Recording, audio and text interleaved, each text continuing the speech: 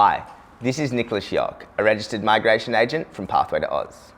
At Pathway to Oz, we help you plan and execute your pathway to permanent residency. So today I'm going to give you some tips on how to apply for the Subclass 600 visitor visa.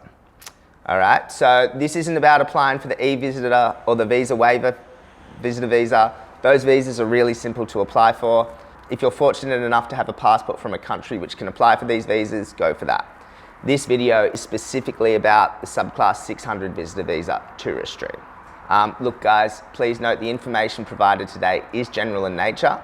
So, it might not be specific to your circumstances. Okay, so look, anytime you're applying for a visitor visa, the most difficult part is meeting what's called the genuine temporary entrant requirement.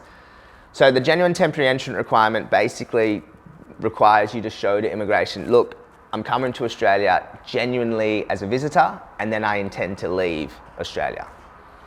So some things that you can do to potentially meet the GTE requirement is, look, apply for a shorter duration visit.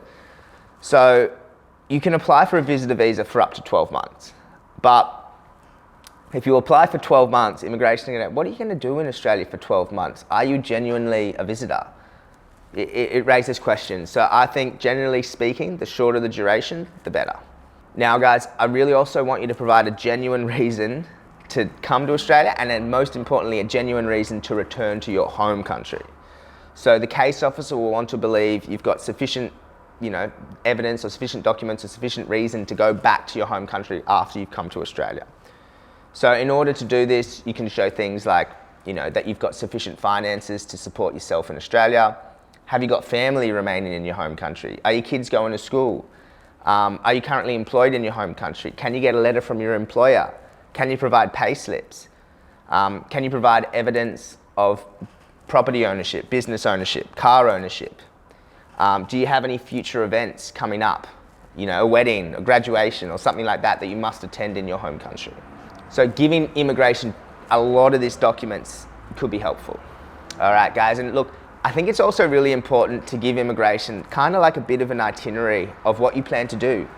So let the case officer know, look, this is what I plan to do, this is where I will be staying, this is the activities that I'm going to be doing and the dates that I'm going to approximately try to do them. We want to show that you've actually given time into considering what you want to do in Australia.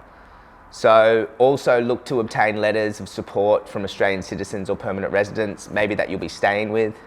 And list out where you're going to go and things like that. Look, I hope you find this information useful.